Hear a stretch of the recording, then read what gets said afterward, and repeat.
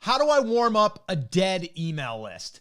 I get that question a lot. And here's the deal. We want to warm up the list. And the way that we do that is we just send emails.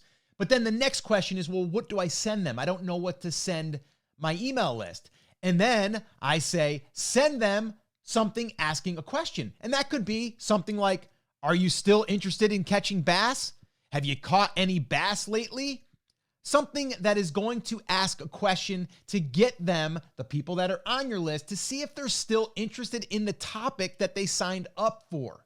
And then from there, we can measure the open rate, see if they're still opening. And then also we can start to communicate, because then people will most likely reply, and then you can start a conversation back and forth, which is always good when you're trying to warm up a list. And then you want to do this over and over and over again and start warming it up over time. So don't just send one email and then wait another month. Send an email, wait 3 days, send another email.